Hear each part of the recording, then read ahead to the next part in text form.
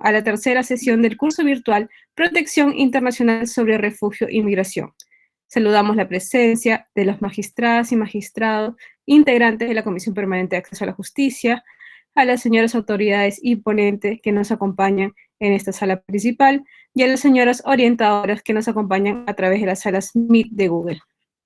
Iniciando con la tercera sesión de este curso virtual, presentamos el tema Violencia basada en género en contexto de desplazamiento internacional, a cargo de la expositora Melissa Gamarra, asociada SGB de ACNUR. Adelante, licenciada Gamarra.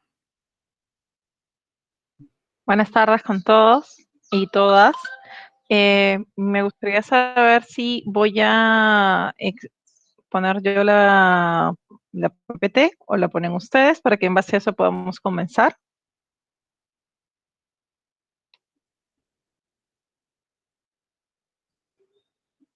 Bueno. Sí, doctora Melissa, nosotros tenemos las diapositivas, si gusta nosotros también las podemos proyectar, no hay ningún inconveniente. Se lo agradecería, por favor. Ok. La tecnología va en mi contra. No se preocupe, doctora. Marcial, por favor, ¿nos ayudas? Muchas gracias.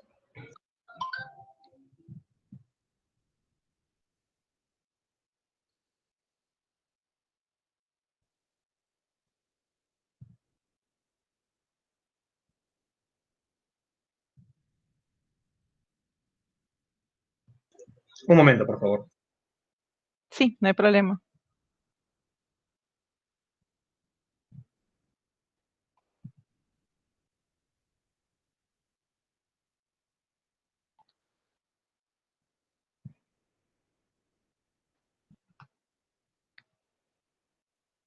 Muchísimas gracias.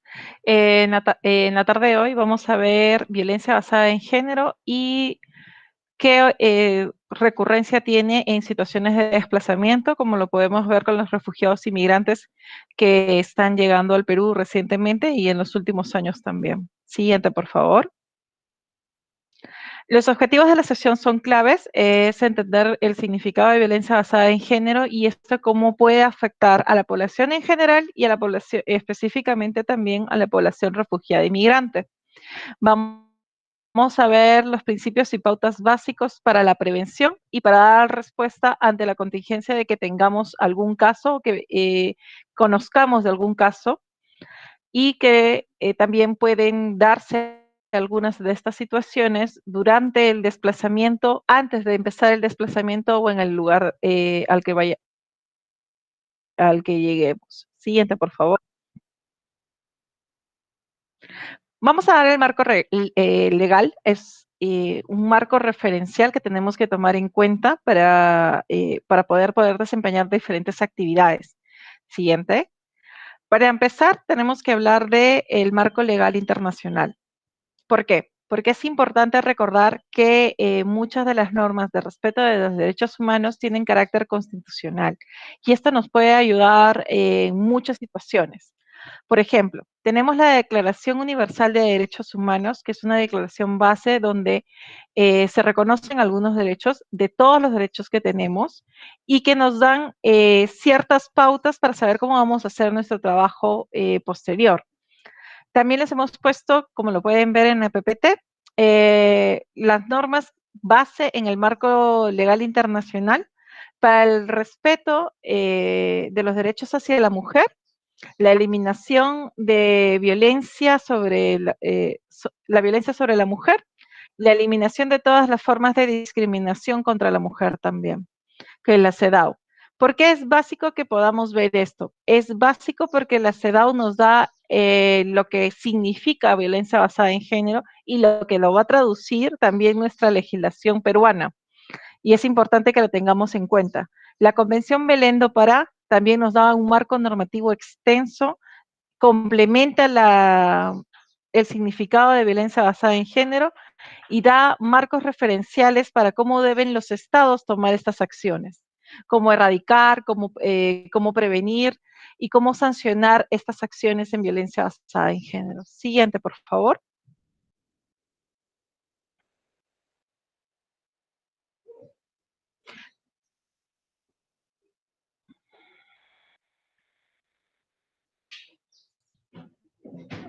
mientras que se actualiza, podemos hablar del marco legal nacional. En cuanto a ustedes deben conocer, y es nuestro marco legal referencial, la Ley 3036-4, que es la ley para prevenir, sancionar y erradicar la violencia contra las mujeres e integrantes del grupo familiar. El nombre es extenso y pareciera de que no incluye a los hombres, pero esto no es cierto. El hecho de mencionar a los integrantes del grupo familiar, estamos incluyendo a niños, niñas, adolescentes, varones, mujeres, a personas adultas mayores, personas con discapacidad. La ley ha tratado de ser sumamente inclusiva y rescata muchos de los ordenamientos del marco legal internacional que hemos visto hace un momento. Tiene su reglamento que nos da las pautas de cómo el gobierno, cómo las entidades y las instituciones públicas deben actuar frente a hechos de violencia. Y han ido perfeccionando estas normas. Por ejemplo, dentro de este backup de normas del reglamento te dicen, bueno, pero también tienes que empezar a coordinar cuándo se va a hacer la prevención, tienes que coordinar cómo se va a hacer el ámbito de la atención integral, de protección hacia la violencia. Y es en ese sentido que han salido normas posteriores como el protocolo de base de actuación conjunta en el ámbito de atención integral y protección frente a la violencia contra las mujeres y los integrantes del grupo familiar. Como esta norma también se han ido perfeccionando en el ámbito de salud. Lo interesante de esta ley marco de la 3036-4 es que ha permitido que muchas instituciones se vayan alineando a la defensa de las mujeres y integrantes de los grupos familiares y también que vayan haciendo acciones de prevención y respuesta frente a los casos en sus acciones diarias. Siguiente, por favor. Entonces vamos a la básica, que es saber cuándo estamos hablando de género y cuándo estamos hablando de violencia basada en género, de sexo y demás. Siguiente, por favor. Me gustaría que pudieran darnos respuestas a través del chat de qué entienden por sexo y quién entiende por género.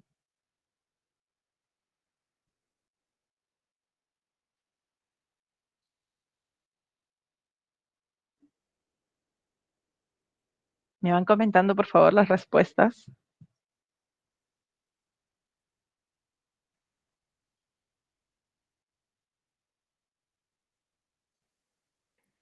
Licenciada Melissa, le vamos comentando y le vamos escribiendo en el chat de acá mientras nos den sus respuestas, pero podría ir continuando con la explicación para agilizar la exposición, Sí, porque van a demorar para los no señores quedar. orientadores en responder.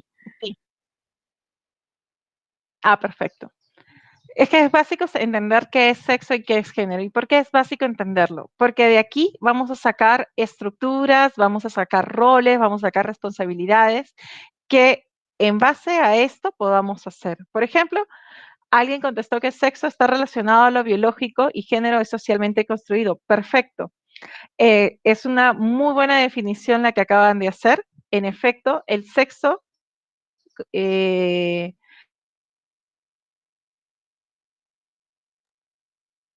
es con aquello con lo que nacemos. Las características, cuando nos ve, dice, él es niño, ella es niña y sucesivamente. Son las características biológicas.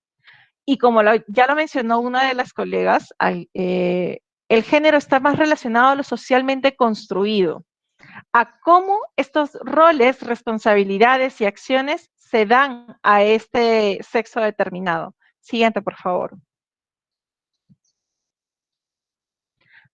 Volvemos a repetir. Sexo, características al nacer, describe las diferencias físicas y biológicas de machos y hembras. Siguiente. En eso de los humanos de mujeres y varones. En género, se refiere, como bien lo mencionó alguno de nuestros colegas que escribió, está socialmente construido. Es el cómo yo creo o cómo dentro de mi grupo social se debe desempeñar un hombre y una mujer. Justo por eso se le va a asignar ciertos roles, responsabilidades y privilegios, expectativas y limitaciones. No me van a dejar mentir que normalmente cuando el género ya está predeterminado es desde el momento en que, digamos, cuando vamos a un baby shower, lo lo primero que las personas van a hacer si saben que es niña es que probablemente toda la decoración sea en rosado. Mientras que si fuera niño, fuera celeste.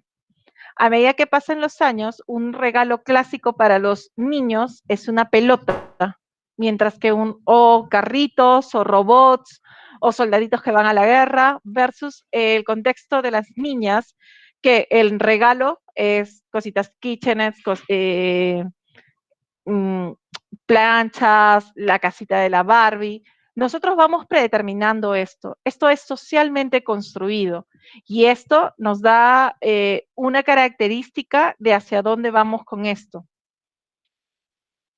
Los roles de género son aprendidos y estos pueden cambiar con el tiempo y pueden ser diferentes dependiendo cada una de las culturas. No es lo mismo hablar de una mujer en pleno año 2021 que hablar de una mujer en el año 1949, donde posiblemente deberíamos estar obligados a usar vestido y nuestro rol hubiese sido estar en casa, cuidando a los niños, porque en ese entonces el sueldo del marido bastaba para sustentar la alimentación de todo el grupo familiar. Hoy en día, no me van a dejar mentir, si no salimos a trabajar también las mujeres y si no estudiamos, no es suficiente para cubrir estos escenarios. Entonces, como se darán cuenta, una cosa interesante del género es que este va a cambiar y va a cambiar con el tiempo. Entonces, en ese sentido, debe tomar características del grupo social y de los cambios que este grupo social vaya teniendo en el transcurso del tiempo. Y también de sus creencias y las formas de definición cultural. No es lo mismo cuando una mujer se desarrolla aquí en Lima, Perú, que los puede ser en otro país donde la costumbre sea que la mujer esté tapada en diferentes formas. No es igual. El género siempre se va a definir en base a estas estructuras sociales. Siguiente, por favor. En ese sentido, les había hecho este ejercicio y podemos trabajarlo juntos. Si me pudieran pasar las respuestas por el chat, se los agradecería. Los hombres son más fuertes que las mujeres. Cuando estamos haciendo una afirmación como esta, ¿a qué estamos haciendo referencia? ¿Al género o al sexo? Vamos a darles un tiempito para que puedan contestar. Y vayamos viendo, o sea, tenemos diferentes respuestas. Karen responde que estamos haciendo hacia el sexo. Verónica y Marta han hecho referencia a ese género.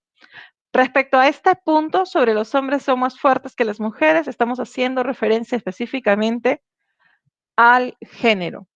Porque si alguna de nosotras se va al gimnasio y se entrena muy bien durante muchos meses, probablemente podamos levantar el mismo peso que lo que está levantando un hombre con las mismas características y peso que nosotras.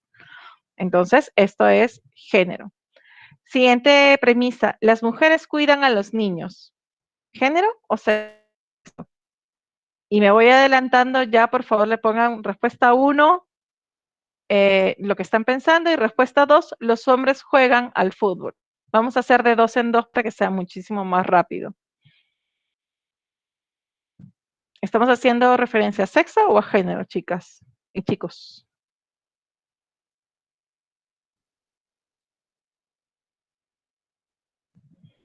Acaban de decir al sexo.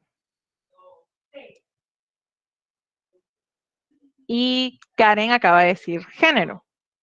En la primera, en las mujeres cuidan a los niños, estamos haciendo referencia al género. Ha sido una creencia durante muchos años donde la mujer tenía que estar en casa y ahora no. Ahora el espacio de trabajo de la mujer también es en el ámbito público.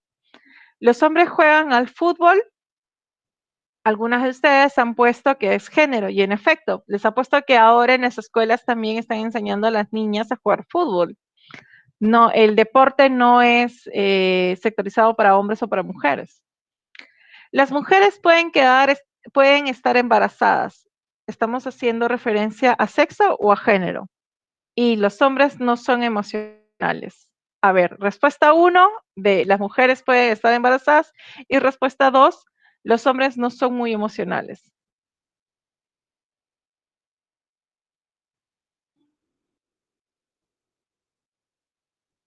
Betty acaba de decir género, Verónica acaba de decir sexo. Respecto a la primera premisa, las mujeres pueden estar embarazadas, en efecto, estamos haciendo referencia al sexo porque es bueno, los hombres no pueden llevar un tiempo de gestación y pueden llevar un bebé. Esto es netamente biológico y por tanto es sexo. Los hombres no son muy emocionales.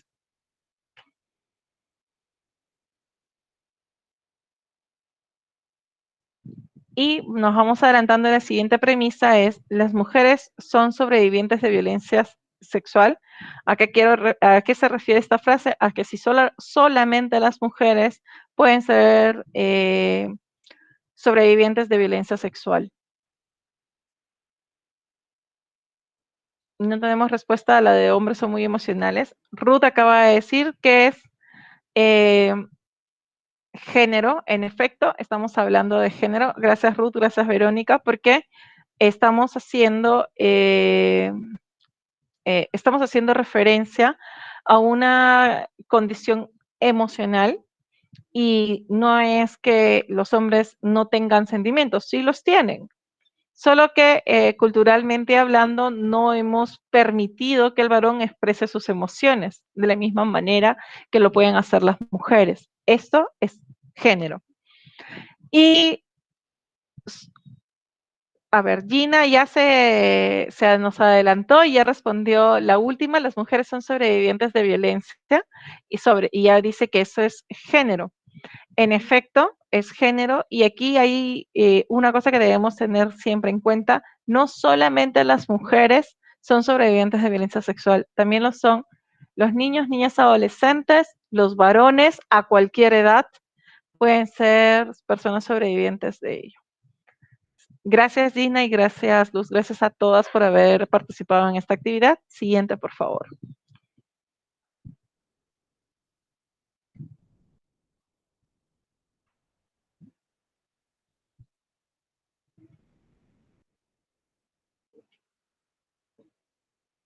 Siguiente. Siguiente, por favor. Vamos a hablar qué es violencia basada en género. Aquí hay unos datos que ustedes deben tomar en cuenta y que siempre deben tomar en cuenta. Es que la violencia de género ocurre en todas las partes del mundo. No es que un país esté libre de violencia basada en género porque no es así. En todas partes, en todas las comunidades y en todos los grupos sociales ha ocurrido y siempre hay algún tipo de manifestación de violencia basada en género. Esta afecta, como ya lo habíamos mencionado, de manera transversal a todos y todas, a las mujeres, a las niñas, a los niños y a los hombres también. La violencia basada en género también es un tema muy poco tocado y se informa muy poco. Pese a que tenemos campañas de prevención a gran escala, es sumamente difícil que las personas puedan tener mayor información especialmente cuando están recién llegando al país.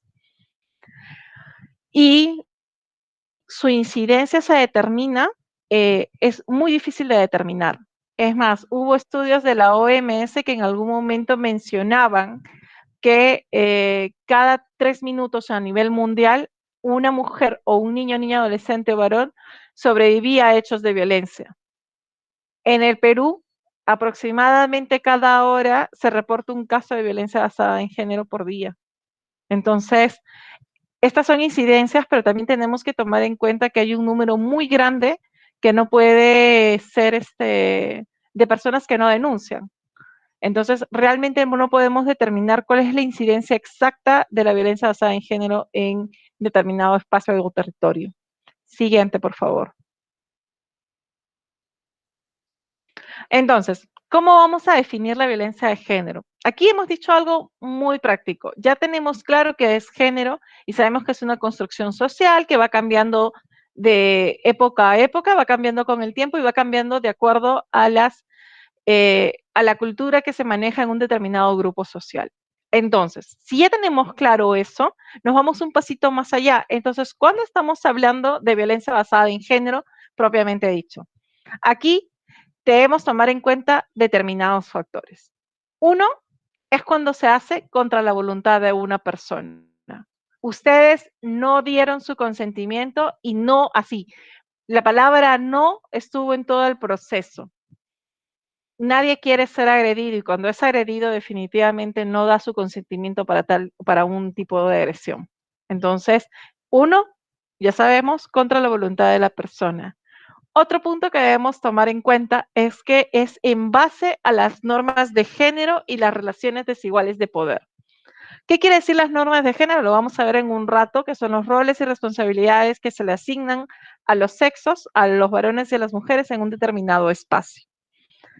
Y las relaciones desiguales de poder es que no todos tenemos el mismo poder en diferentes partes.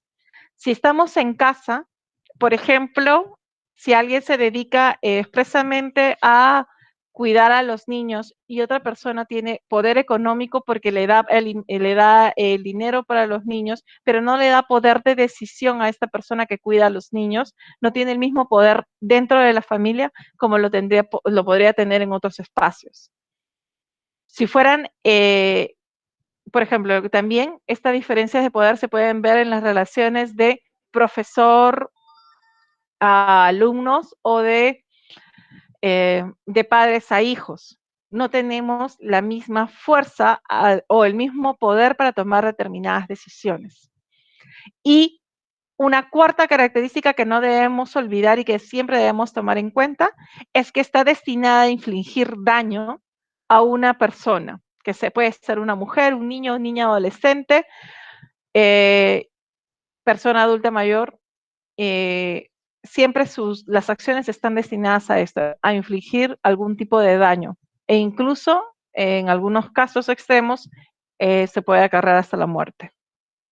Siguiente, por favor. Ahora entonces, ¿se acuerdan de estos 4 conceptos que íbamos hablando? Hemos visto cada uno de ellos, normas de género, las relaciones desiguales de poder, en contra de la voluntad de la persona.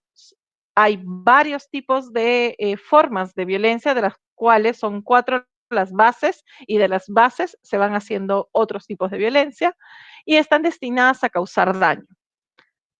Clic, por favor, y ahí vamos a ver que las normas de género y las relaciones desiguales de poder tienen, siguiente, por favor, para que puedan verlo, son la base de las violencia basada en género. Siguiente. Son las causas fundamentales. Siguiente, por favor. Vamos a hablar de las normas de género. ¿Qué son las normas de género? Ya las vamos mencionando varias veces. Estas van a determinar qué responsabilidades tienen cada sexo dentro del grupo social. Van a determinar las oportunidades, o decir, acceso a qué derechos van a tener tanto varones y mujeres en este grupo social. Van a determinar ciertos privilegios. Y ahora vamos a hacer ejemplos de cada uno de ellos. Y van a delimitar también, van a poner un límite en cada una de sus acciones. ¿Qué responsabilidades podemos tener? La responsabilidad básica que siempre se decía que el hombre tenía que salir a la calle a buscar dinero para poder alimentar a la familia. Ahora es obligación de a 2. Tanto varones como mujeres tienen que salir a trabajar para poder hacer sustentar a la familia. Oportunidades. Una oportunidad es el poder aprovechar diferentes escenarios. Por ejemplo, ustedes sabían que normalmente, y a nivel Perú, lamentablemente, el Ministerio de Trabajo mencionó en un estudio que si hacemos comparaciones de cargos similares, con actividades similares de varones y mujeres en un espacio de trabajo donde hacían las mismas actividades, donde hacían los mismos informes, hacían todo casi igual, solo que al momento de que les pagaran el sueldo, la mujer está 33% por debajo de lo que gana el varón, por hacer exactamente lo mismo. Sin contar que muchas veces las mujeres cuando van a casa tienen esta doble jornada y terminan haciendo no solo el trabajo de oficina o el trabajo del espacio donde laboran, sino que también hacen el trabajo de casa, que es ver que los niños hayan hecho la tarea, que la casa esté limpia, que hayan comido o cocinarlas para el día siguiente. Privilegios. Un privilegio, y les puedo asegurar que todos y todos hemos vivido esto, es que en un espacio determinado, un varón se sienta en la mesa antes que las mujeres y les sirvan más. Esto ocurría en la época de las abuelitas y por favor déjenme pensar que era época de las abuelitas y que no sigue sucediendo ahora y que les servían el plato más grande bajo el pretexto de que ellos comen más, pero nosotros también podemos comer más. Sí, viviríamos un poco al extremo, pero sí debería ser un privilegio para todos y todos por igual. O sea, los niños y niñas deberían tener el mismo privilegio en estos escenarios.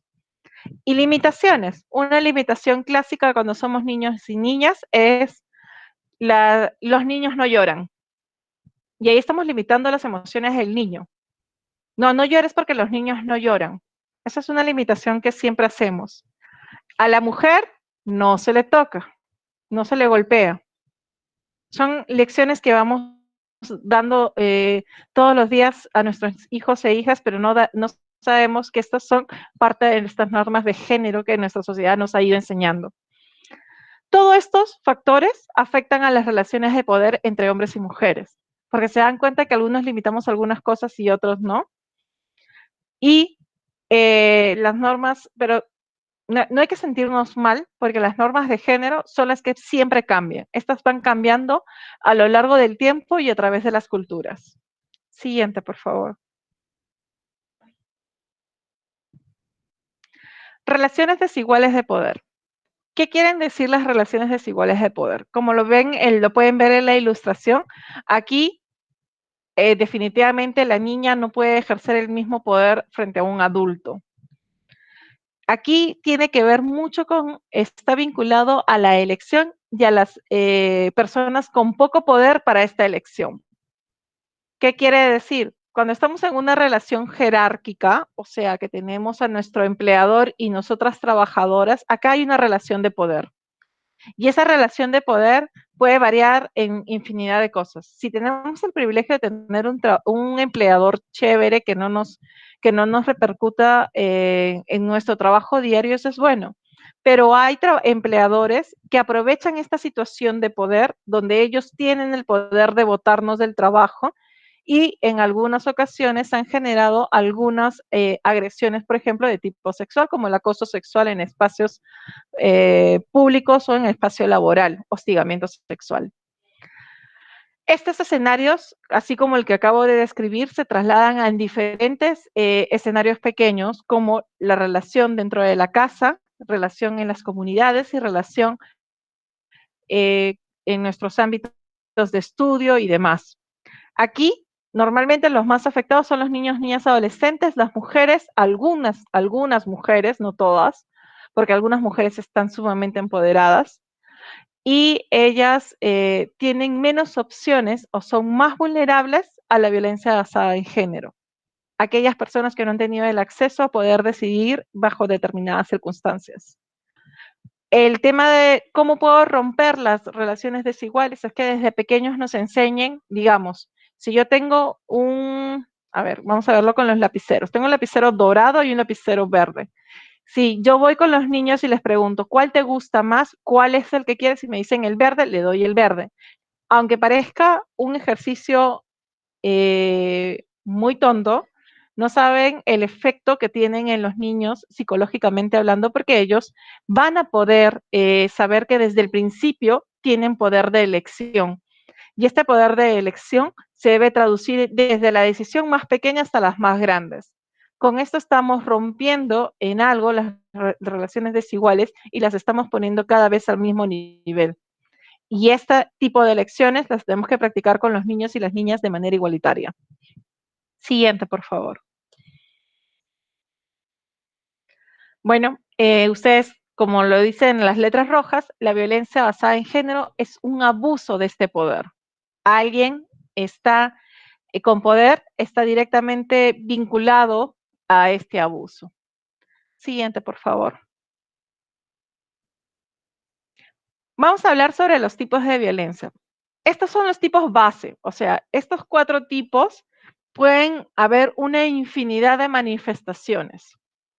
¿Cómo quiere decir esto? Vamos paso por paso. La violencia física, ¿qué es la violencia? Les pregunto a ustedes, ¿qué es la violencia física? Tenemos 4 tipos de violencia. Les pediría, por favor, que pongan en el chat qué significa la que ustedes conozcan, la violencia física, la violencia sexual, emocional y económica. Me ponen BF para violencia física, BS para violencia sexual, BP o BE para violencia psicológica u emocional y B económica, BE también para económica. Vamos a esperar un minuto. Elizabeth nos acaba de poner que la física es golpear.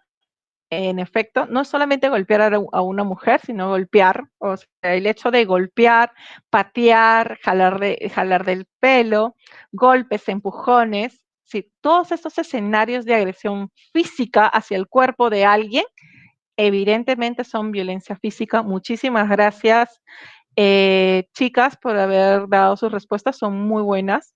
Y esto hasta a quienes afecta de manera directa a niños, niñas, adolescentes, mujeres, varones, adultos mayores con personas con discapacidad. Es un universo, a todos y todas en general. Acaban de definir violencia psicológica. Es el maltrato verbal y obliga gritos, insultos, desprecios. En efecto, es toda humillación, es todas esas acciones a mermar la autoestima de alguien, disminuirla por completo. Si ustedes le dicen a una persona todos los días, eres un tonto, al año siguiente ustedes ya no tienen que repetirle, como todos los días lo han hecho, que es un tonto, porque la persona dice, no te preocupes que yo ya sé, soy un tonto. Esta asimilación es un daño irreversible a la autoestima de la persona. Y tiene heridas que no vemos, no es como la violencia física que vamos a ver en algunas ocasiones hasta sangre, pero los daños son tan internos y son tan profundos que son los más difíciles de sanar a lo largo del tiempo. En la violencia psicológica también están las amenazas, la amenaza y la coerción. No te he hecho nada, pero voy a hacerlo. Este es también un tipo de violencia psicológica. Algunas compañeras ya estuvieron respondiendo lo que era violencia sexual y vamos por partes. Violencia sexual, vamos a tener claro, no se limita al hecho de la violación sexual como la conocemos, que es la penetración que puede ser por vía vaginal, anal o bucal. No vamos a limitar a eso. La violencia sexual es mucho más grande. Ahí tenemos tocamientos indebidos, tenemos pornografía infantil, donde son fotografías que se toman y que se envían de manera masiva con connotación sexual. Son todas las acciones destinadas a tener una connotación sexual que afectan a una persona determinada. Y finalmente la económica, que aquí en los comentarios veo que es negar el dinero, también cuando el hombre te condiciona para dejar el dinero en casa. Aquí la económica y la patrimonial, como la conocemos en la ley, acá alguien ha puesto cuando el agresor se queda con tus objetos personales. Aquí vamos a tener en cuenta este escenario. En la económica, lo que sucede a nivel legislativo peruano es que es económica / patrimonial. O sea, en efecto, es cuando el agresor se queda con objetos personales de la persona sobreviviente. Es cuando te quita tus derechos sobre algo. Digamos que yo sea escritora de un libro y yo estoy escribiendo mi libro muy emocionada y he hecho un manuscrito. Tengo acá mi borrador. Digamos que mi cuaderno es el borrador de mi libro. Este borrador es la única copia que tengo, es lo único que he hecho y no lo he grabado en la computadora. Y viene él y lo quema. Esta era mi fuente de ingreso y la ha quemado. Yo no voy a tener fuentes de ingreso más allá de este documento. Entonces, ¿qué quiere decir? Está limitando mi derecho a poder ejercer la actividad generadora de ingresos, entonces está haciendo una violencia económica. También es un limitante de derechos en cuanto a alimentos. Como lo mencionó una de sus compañeras, es cuando te limitan el tema de alimentos, los condicionan para que ustedes puedan seguir desarrollándose. Pero también es la limitante de derechos en, por ejemplo, el tema educacional. Si una niña, niño o adolescente, y esto pasa mucho en zonas de la sierra, es que si la niña ya sabe leer y escribir, ya no tiene por qué ir a la escuela y la sacan de la escuela. Es lo que se cree. Ya sabe leer, escribir y sumar, ¿ya para qué más? Eso alguna vez me contestaron y estoy limitando su derecho a la niña o al niño o adolescente a poder seguir con sus estudios. Este es un tipo de violencia económica desde la perspectiva de ACNUR. Siguiente, por favor. Ustedes habrán dado cuenta que durante casi toda la exposición yo vengo hablando del término sobreviviente. ¿Qué quiere decir sobreviviente y por qué no hago mención a una víctima? Esto debemos tenerlo en cuenta, que es una forma en cómo hemos distinguido para poder desarrollar diferentes acciones y actividades.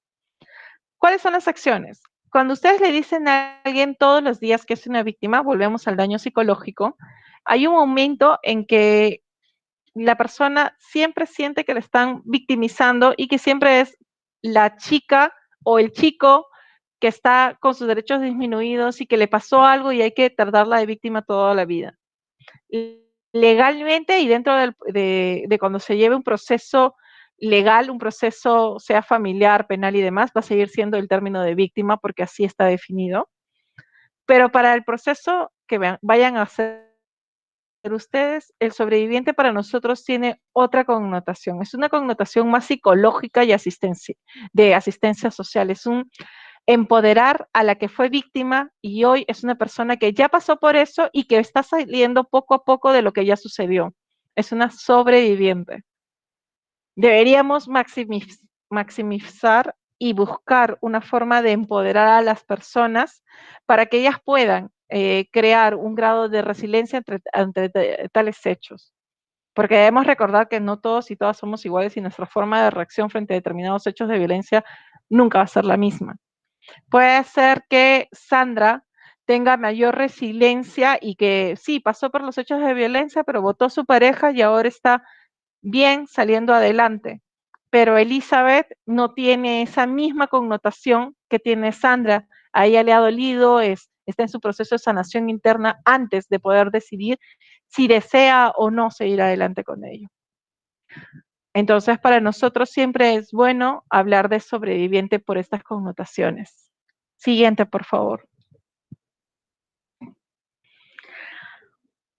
Como estamos hablando en contextos de desplazamiento, es importante entender dos cosas. Tenemos a las personas en diferentes escenarios, principalmente cuando hablamos de violencia basada en género de personas refugiadas y migrantes. Hay tres escenarios que vamos a tener en cuenta.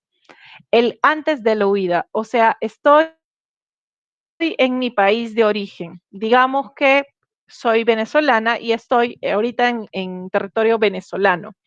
Y es en este territorio donde he sufrido hechos de violencia, de cualquier tipo. Y esto me ha hecho a mí reaccionar e irme de mi país porque me siento amenazada y me siento en peligro. Este es mi primer escenario, antes de la huida. O sea, esta es mi primera fase de desplazamiento. El siguiente escenario donde pueden ocurrir hechos de violencia es el que se da desde el momento en que salgo de Venezuela hasta el momento en que, digamos, quiero venir a Perú. Para poder hacer eso voy a cruzar por Colombia, voy a cruzar por Ecuador y finalmente voy a llegar al Perú. En ese espacio, en esos dos países, yo he sufrido algún hecho de violencia. Cualquier tipo. Hechos de violencia digamos, de violencia sexual, que es tal vez uno de los más comunes, y eso hace que mi proceso durante la vida sea doloroso.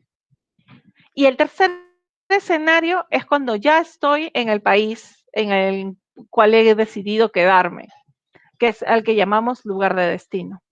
Entonces, en ese escenario es allí donde también pueden suceder hechos de violencia, que puede ser perpetrado por alguien de mi grupo familiar, por algún amigo, por un desconocido o por un sinnúmero de situaciones que pueda llevar a estos hechos de violencia. En este escenario, ¿qué es lo que tenemos que hacer? Es buscar alternativas o soluciones a lo que vamos a llamar nosotros soluciones duraderas. Porque para poder armar un plan de trabajo con esta persona tenemos que tener en claro diferentes situaciones. Entonces, esta búsqueda de soluciones duraderas van a tratar de satisfacer las necesidades que tengo a corto, mediano y a largo plazo. Y esto me va a ayudar a mí como persona que voy a trabajar con ellas y así con las personas con las que han sobrevivido a hechos de violencia, a lo que impera para estas personas. O sea, lo que yo crea que es más conveniente para Mariana no va a ser lo más conveniente para Karen o para Corina. Tengo que, en base a sus necesidades reales y en base a los hechos en el escenario en el que haya sido, buscar una solución que pueda satisfacer no solo a la institución, sino también y principalmente a la persona sobreviviente. Ella o él es nuestro escenario de trabajo. Siguiente, por favor. Ahora, para que lo veamos de manera más gráfica y todo lo que hemos hablado hasta ahorita, tenemos que tener en cuenta varios escenarios. Por ejemplo, a lo que llamamos las causas y consecuencias de la violencia basada en género, la traducimos en un árbol. ¿Este árbol qué tiene? Tiene raíces, es decir, todo árbol tiene que nacer con una raíz, toda planta nace con una raíz. Y esta raíz son las causas y factores de riesgo que tienen las personas. ¿Qué podemos tener como causa? Por ejemplo, el machismo. Las normas de género también están dentro como una de las causas ponderantes. Las relaciones desiguales de poder están como una de las causas y factores de riesgo de la violencia basada en género. ¿Qué voy a tener como el tronco de mi plantita? Voy a tener los 4 tipos de violencia. ¿Se acuerdan cuáles hablamos? A ver, como sé que están escribiendo, vamos a ayudar. Violencia física, violencia emocional o psicológica, violencia sexual y violencia económica. Son los 4 tipos, pero de aquí tenemos varias manifestaciones. Por ejemplo, cuando hablamos de violencia, cuando hablamos del delito de feminicidio, me estoy yendo al extremo, feminicidio es tal vez uno de los más grandes. Para que alguien haya llegado a ese extremo, debe haber sobrevivido a hechos de violencia física, a hechos de violencia psicológica y en algunas ocasiones incluso violencia sexual. También puede ser violencia económica dependiendo del caso. En la trata de personas, que es otro delito, también podemos ver cada uno de estos 4 tipos. Pero si estamos hablando de, tocamientos indebidos, solamente tocamientos indebidos sin golpes, probablemente solo sea violencia sexual. Probablemente porque habría que ver, como les digo, cada uno de los casos, sus particularidades. Finalmente tenemos las consecuencias, que son las hojitas de nuestra plantita. Estas consecuencias son los escenarios que yo ya les estaba describiendo, los delitos. Y ahí nosotros tenemos que encaminar actividades de respuesta. ¿Qué quiere decir? Si no, en las raíces y las causas y factores, debí yo tener acciones de prevención. Se hacen siguiente, van a salir las flechas. En esto de las causas, son mis actividades de prevención. Siguiente, por favor. Van destinadas las siguiente. 3 veces siguiente, sí. 2 veces en realidad, ahora. Ahí. Entonces, en las raíces y causas y factores tenemos esas actividades de prevención. ¿Qué pude hacer yo después de identificar los riesgos? ¿Qué pude hacer yo para mejorar este escenario? Pero las consecuencias, o sea, en las consecuencias ya no hay nada que hacer, ya pasó el hecho de violencia. Entonces ahora tengo que crear mi mecanismo de respuesta. Y los mecanismos de respuesta ya existen en el Perú. Entonces tengo que tener conocimiento de qué hay, qué escenarios tengo, qué es lo que tengo que hacer. Siguiente, por favor. Siguiente. Aquí tengo un marco de acción. ¿Qué quiere decir? Nosotras y nosotros, de que estamos ahorita en plena capacitación, sabemos algo consciente, y es que en nuestro día a día podemos encontrar hechos de violencia. Podemos encontrar muchos casos. Entonces les voy a dar pastillitas, les llamo, como ven es un círculo, son mis 4 pastillitas que son nuestro marco de acción, cosas que debemos tener en cuenta cuando identifiquemos un caso. No les digo que intervengan porque incluso pueden poner en riesgo su vida, pero sí, cuando la persona les pide ayuda, tenemos que entender diferentes escenarios. Primero, trabajar con un enfoque basado en derechos humanos. Acuérdense que cada persona es titular de derechos y también de obligaciones. ¿Se acuerdan cuando estábamos en nuestra clase de cívica y nos enseñaban las cuestiones básicas de a todo derecho le corresponde una obligación o un deber, ¿no es cierto? En efecto, si yo tengo, la persona es titular de derechos, tiene el derecho a vivir una vida libre de violencia. Tiene el derecho a tener un nombre, el derecho a poderse desarrollar, tener un derecho de solvencia económica, etcétera. Entonces, mis derechos humanos de la persona deben estar transversales en todo el proceso. Debo respetar sus derechos. Tengo que tener un enfoque centrado en la sobreviviente, lo vamos a ver dentro de poco a qué se refiere. Y este es el respeto de los derechos a la persona sobreviviente y a tener en cuenta que cada persona es una persona diferente. ¿Qué quiere decir? Mis necesidades no son las necesidades de Sandra, no son las necesidades de Corina o de Karen. Cada una tiene sus propias necesidades y por tanto tenemos que ver de manera individual su caso. ¿Quedó claro? En protección en base a la comunidad. Aquí el primer paso, y ustedes lo hacen a diario, es comprender qué hay en la comunidad, cómo se desarrolla el trabajo, cómo se están haciendo. Es comprender quiénes son la mano derecha de acción y quiénes pueden ayudarnos ante determinadas situaciones. Finalmente, y les vamos a pedir que esto siempre lo tengan en consideración, un enfoque de edad, género y diversidad. Y aquí es tomar de manera transversal en cuenta las diferencias individuales de la persona. Tomar en cuenta que hablar con un niño o niña adolescente no es lo mismo que hablar con un adulto. Tengo que ver el grado de madurez y saber cómo le voy a decir las cosas. Siguiente, por favor. El enfoque de base de derechos, como ya se los he ido adelantando, tiene el enfoque de empoderar a la persona, de participar. Es un ejercicio de derechos. Tú tienes tus derechos, tú tienes tu libertad de elección, tú puedes desarrollar determinadas actividades, pero también tienes que asumir las responsabilidades por estas acciones que vayas a realizar. Siguiente. El enfoque centrado a la sobreviviente, y era lo que ya también les venía diciendo, es que todas las personas tienen necesidades diferentes. Mis necesidades no son las necesidades de cada una de ustedes. Entonces, ¿qué tenemos que hacer? Esto es fácil. Tengo que conversar con la persona sobreviviente, saber qué es lo que quiere, quién tiene en contacto, quiénes son las personas que son su red de apoyo.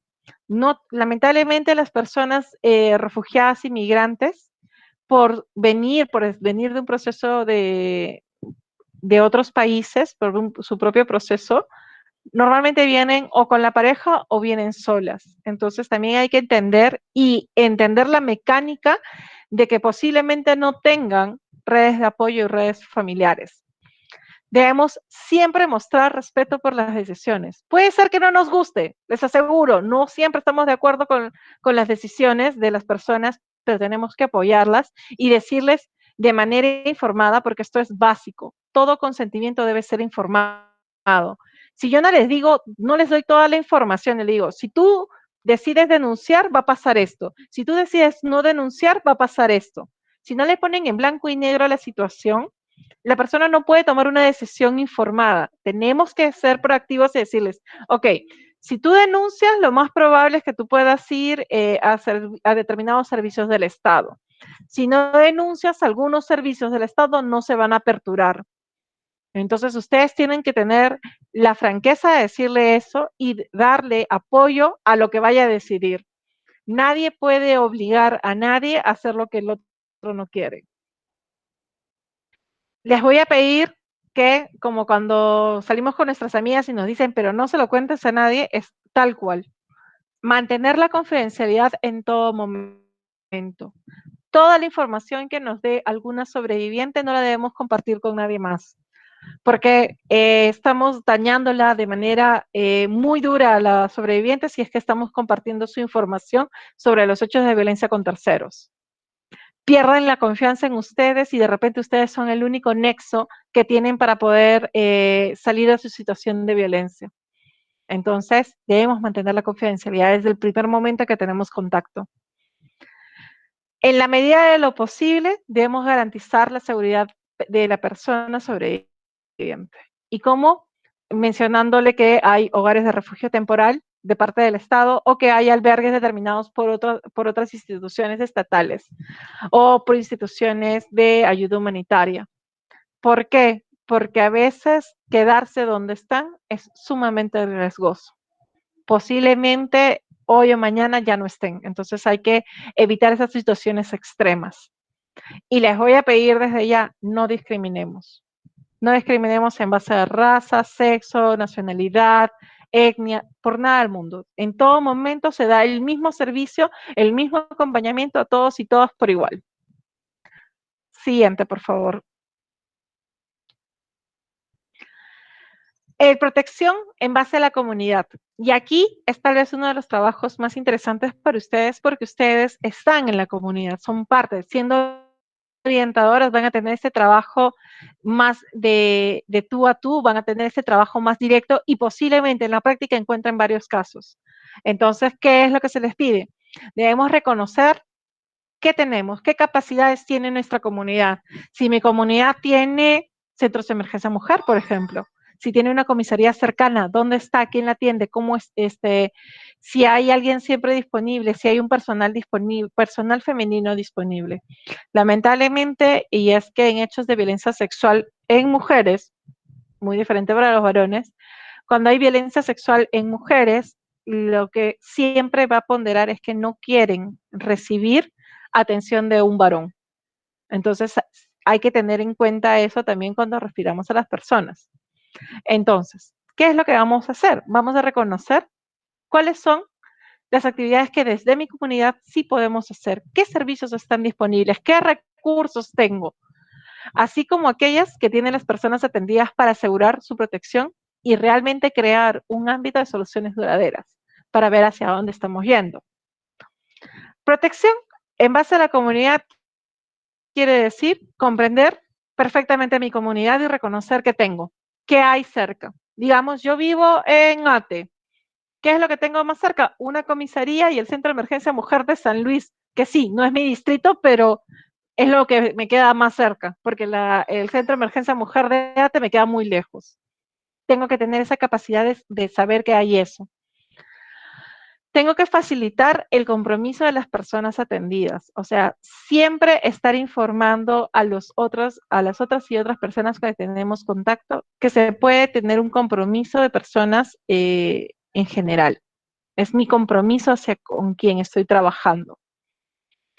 Tengo que trabajar con las estructuras nacionales existentes, o sea, con las instituciones, que ya les he dicho, hay que hacernos un mapeo de qué servicios tenemos cerca.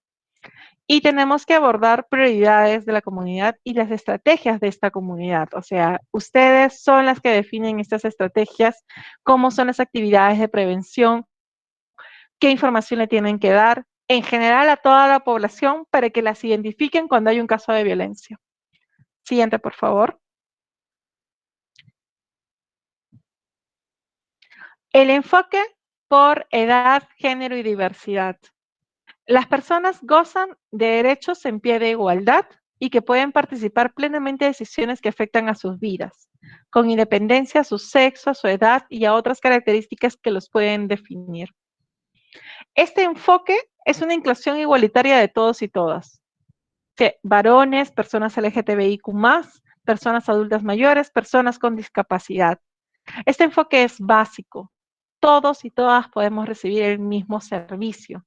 Y también tengo que tomar en cuenta factores como edad, que quiere decir, como se los dije hace un rato, yo no puedo darle la misma información a un adulto que a un niño, a un adolescente. Tengo que tener en cuenta su grado de madurez. Si le vas a decir a alguien que un familiar ha fallecido, tú siempre sabes a quién tienes que decírselo y por qué razones. Si se lo dices a un niño, el niño posiblemente no entienda, si es muy pequeño o si lo entiende más o menos, pero el adulto tiene una reacción totalmente diferente.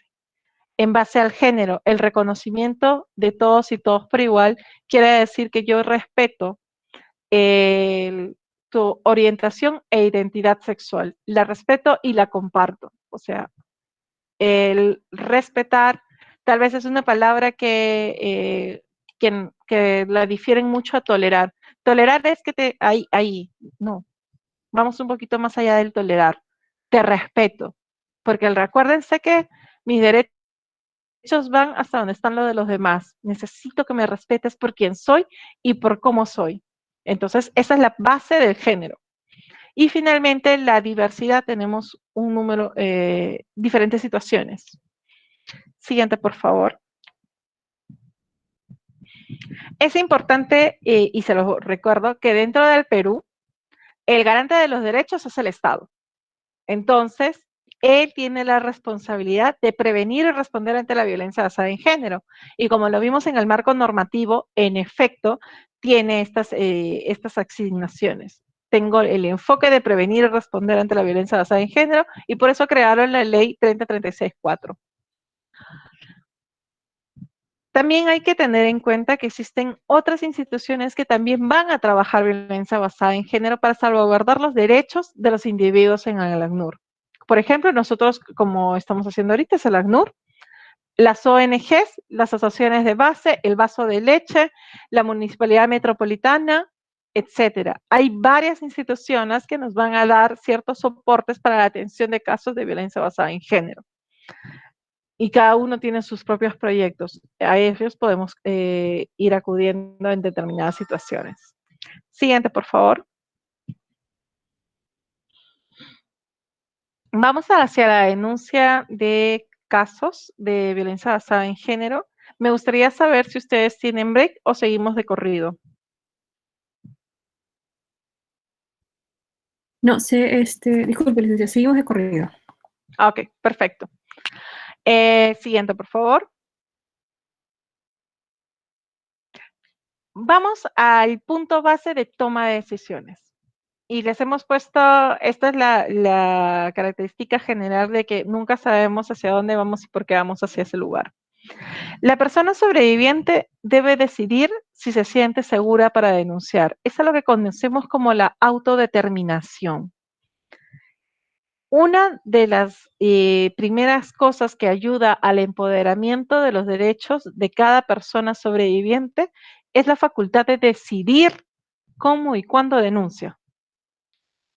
Normalmente es un proceso psicológico de larga data que necesita fortalecer, pero son las mujeres, muy pocas, las mujeres, varones y personas sobrevivientes de violencia basada en género, las que tienen que decidir y les cuesta. Es un proceso interno.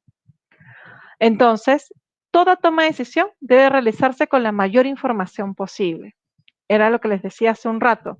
Yo no voy a tomar una decisión si es que ustedes no han podido darme toda la información exacta. El consentimiento informado tiene esto de base.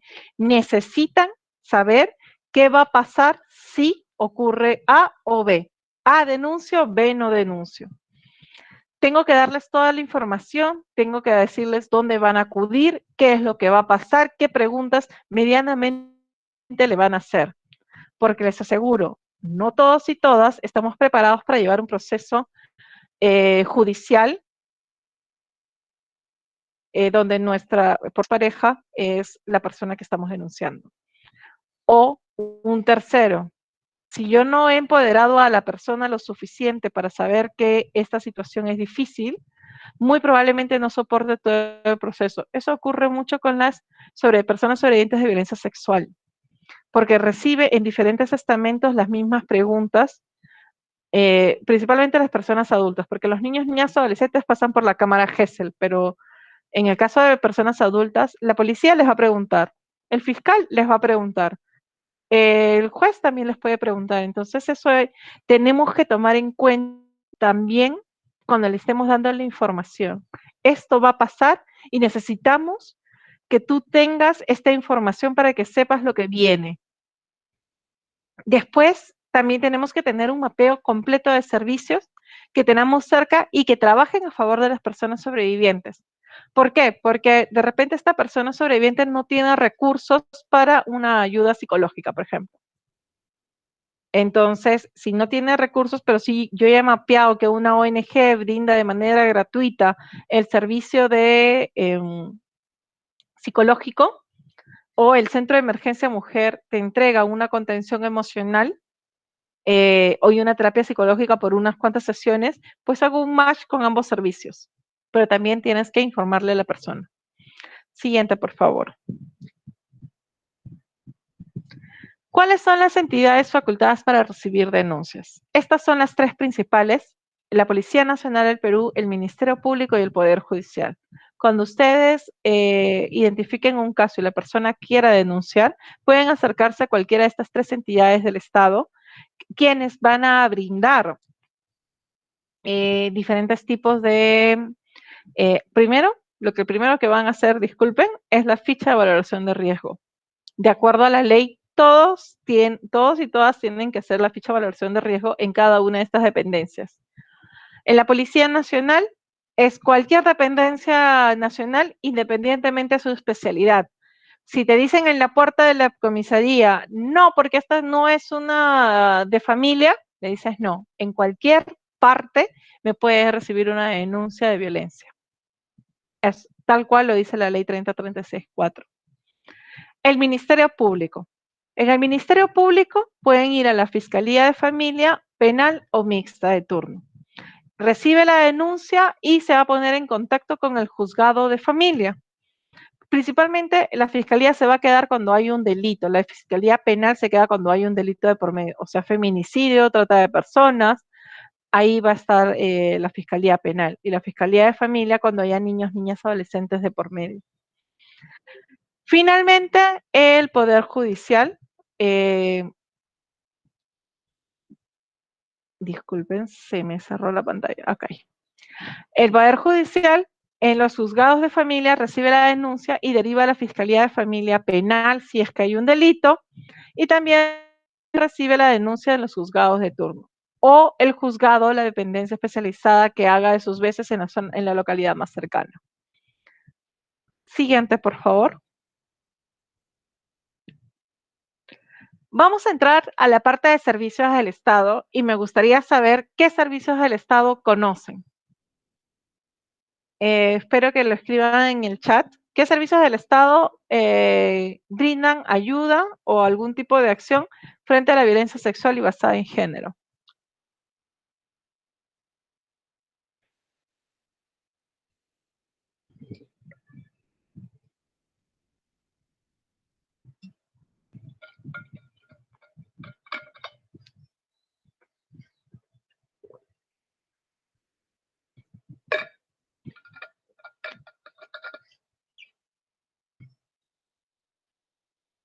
Ok, Karen y Jamanca han dicho Centro de Emergencia Mujer, la Defensoría del Pueblo. Sí, en efecto, Betty, cualquier persona puede denunciar. Las personas que son las directamente implicadas o aquellas que tienen conocimiento de hechos de violencia. La Fiscalía de Familia, el Centro de Emergencia Mujer, la Policía Nacional del Perú. Perfecto, me han descrito más o menos los que siempre reciben la denuncia y han mencionado el Centro de Emergencia Mujer, que es nuestro punto de partida. Normalmente todos los servicios del Estado que brindan brindan atención en casos de violencia, tienen una vinculación con el Ministerio de la Mujer y Poblaciones Vulnerables, pero no se limita a ellos. Aquí solo voy a describir algunos, pero como bien ustedes han rescatado la Policía Nacional, la Fiscalía y vamos a ver. Siguientes, por favor. El Centro de Emergencia Mujer y los Centros de Emergencia Mujer Comisaría. ¿Por qué hay una distinción? Sí, y esta distinción se debe a lo siguiente. El Centro de Emergencia Mujer regular solo trabaja de lunes a viernes de 8 de la mañana a 4:15 de la tarde, mientras que los centros de emergencia mujer en comisaría trabajan los 7 días de la semana, las 24 horas del día. Es un servicio especializado en violencia sexual y en un primer momento le decían violencia familiar, pero en general es a todo tipo de violencias. Se entrega, como todos los servicios del Estado, de manera gratuita y es de acuerdo a las necesidades y particularidades de cada caso. ¿Qué es lo importante que tienen que recordar los centros de emergencia mujer? Es que hay 416 centros de emergencia mujer a nivel nacional. Casi en todos los distritos de Lima Metropolitana tenemos, y si no, tenemos las concentradas que concentran varios distritos. Y la violencia puede darse en cualquier espacio, entonces por eso hay centros de emergencia de mujer en diferentes espacios, especialmente en localidades donde hay un grupo grande de personas, como puede ser San Juan del Lurigancho, donde hay más de 1 o 2 CEMS, creo, si es que no hay más, porque hay 1 millón de habitantes. Entonces, donde hay más concentración de personas, de familias viven, normalmente ponen un centro de emergencia mujer. A nivel nacional, siempre van a encontrar un centro de emergencia mujer, en todas las regiones y en diferentes provincias. ¿Cuál es la importancia del centro de emergencia mujer? Que te va a brindar asistencia legal, psicológica y social para la atención de la violencia. Y es uno de nuestros primeros referentes cuando la persona no desea ir todavía a la Policía Nacional del Perú. Hay que tomar en cuenta esas situaciones. Siguiente, por favor. Nos vamos al servicio de atención urgente. Es tal vez el que menos hemos escuchado, pero durante pandemia, el que más ha salido. El SAU o los equipos itinerantes. Es un servicio, es como si fuera un centro de emergencia mujer, pero en personal reducido que se desplaza a diferentes partes, donde está un abogado, una psicóloga, una trabajadora social, que se desplazan al mismo lugar donde ocurrieron los hechos. Y esto ocurre, por lo general, en situaciones donde el riesgo de violencia es de moderado a severo o sumamente severo. Ellos van a brindar de forma inmediata y eficaz una atención a las personas sobrevivientes de violencia sexual y familiar. Y por lo general, para comunicarnos con el SAU, esto es a través de la línea 100. El horario de atención de estos equipos itinerantes, como se imaginarán, son las 24 horas del día, los 7 días de la semana. Esto solo estaba en Lima y Callao y progresivamente ahí está subiendo a cada una de las regiones, pero todavía no está instalado en todas. Hay 2 regiones como Arequipa, y no recuerdo la otra, pero que han estado abriendo sus servicios. ¿Qué ha pasado durante pandemia? Es que vieron la necesidad de que este servicio se ampliara y crearon equipos itinerantes de trabajo. Y estos equipos itinerantes han funcionado con el equipo de los centros de emergencia mujer que no podían abrir, porque la cuarentena no podían abrir, pero que sí podían desplazarse ante situaciones de emergencia, como lo era un feminicidio, cuando había en riesgo la vida o el cuerpo o la salud de una persona. Siguiente, por favor. La línea 100 y el chat 100. Creo que la gran mayoría los conocen. La línea 100 es la línea de cobertura nacional, es totalmente gratuita, pueden llamar desde cualquier teléfono y ahí te van a dar una contención emocional básica, y te van a dar orientación e información sobre los servicios disponibles ante casos de violencia familiar y o sexual y un acceso para que puedas comunicarte con alguien en un tiempo real. ¿Qué hace la línea 100? Hace una valoración de riesgo rápida en base a lo que la persona le está describiendo. Y si ve que esto es una situación entre severa de moderada a severa, lo que hace se comunica inmediatamente o con el SAU, que es el Servicio de Atención Urgente, o con la Policía Nacional del Perú cuando el caso ya es una emergencia y es tiene que inmediatamente entrar. ¿Qué quiere decir esto? Que en tiempo real debe estar llamando a las autoridades, porque en un hecho de emergencia no va a esperar la atención por otros medios. Entonces, la línea 100 lo que hace por georreferenciación es comunicarse con la comisaría más cercana para poder hacer un alcance a la situación, intervenir dentro de una situación de violencia determinada. El chat 100, a diferencia de la línea 100, que son los hermanitos, pero el público ha sido diferente o han preferido que sea diferente. Porque en el chat 100 también se brindan los servicios de contención en tiempo real, hablan profesionales del Programa Nacional Aurora, que brindan información u orientación psicológica a fin de situaciones de riesgo de violencia. Pero este es el medio de comunicación más cercano para ¿quiénes? Para los adolescentes, niños, niñas, adolescentes y personas jóvenes. Por eso los temas que está abarcando ahora el chat 100 dicen identificar situaciones de riesgo que puedan presentarse en las relaciones de enamoramiento, o sea, entre los enamorados, el noviazgo, y también atienden a personas afectadas por violencia sexual y familiar. Pero el grupo, por alguna razón, se ha dividido. O sea, en la línea 100 llaman todos en general, pero el chat 100 es, normalmente su población es bastante joven. Siguiente, por favor. El acoso virtual es una de las nuevas acciones de violencia que se pueden ver, y es un espacio, lo que han creado el MIM, es un espacio de orientación e información sobre el acoso virtual. La página web, porque se llama noalacosovirtual.pe, donde pueden entrar en tiempo real y saber darle información, donde les van a aconsejar qué hacer y qué no hacer, que es muy parecido a la página que también se ha hecho contra el bullying, porque ese es el acoso dentro de las escuelas, en la página web CICB del Minedu. Se pone a disposición una plataforma para personas sobrevivientes de los hechos que registren su caso, y una información proporcionada estarán contribuyendo a la construcción de un registro estadístico. Una de las sorpresas que se van a llevar es que el acoso en cualquier espacio, el acoso sexual, el acoso virtual, no tiene un registro y no tiene una data. Y los pocos que tenemos datan de hace varios años. Entonces no nos puede dar una fotografía real de lo que está pasando. Pero no me van a dejar mentir que el acoso virtual, al igual que el acoso sexual, es una realidad de todos los días.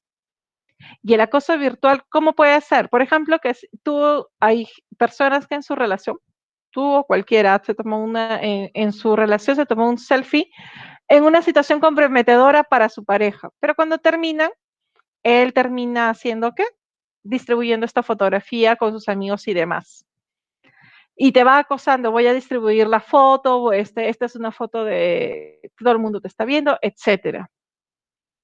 Aparte, te insulta, te acosa por el celular todos los días. Entonces, esas situaciones también se pueden reportar dentro de la página noalacosovirtual.pe. Siguiente, por favor. Centro de Atención Institucional CAI. ¿Qué es? Este es un centro que no es que nos va a apoyar a las personas sobrevivientes, va a trabajar con las personas que ya han recibido una sentencia por violencia. Por lo general trabaja con varones adultos que han sido sentenciados en un juzgado de paz o en un juzgado de familia. Y como parte de su sentencia es acudir a este centro de atención institucional, donde va a recibir terapias, va a tener conversatorios y tienen que llevar su registro de todas sus asistencias. De lo contrario, no pueden pasar de una fase a otra.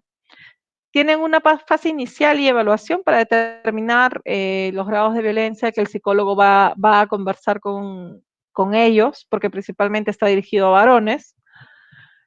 Una fase de intervención, de ver cómo van a ser las terapias individuales y las terapias grupales. Y finalmente una fase final y de seguimiento. Y este seguimiento es cómo van, qué están haciendo, cómo vamos. Esto tiene que ver, está muy relacionado también con una actividad de prevención que vienen desarrollando en diferentes instituciones, tanto estatales como los centros de emergencia mujer, como las organizaciones internacionales, que es el desarrollo de las nuevas masculinidades y el cómo en el centro, por ejemplo, en los centros de emergencia mujer la campaña es muy parecida a Deja la violencia y se trabaja el fortalecimiento de las masculinidades en pro de la lucha contra la violencia.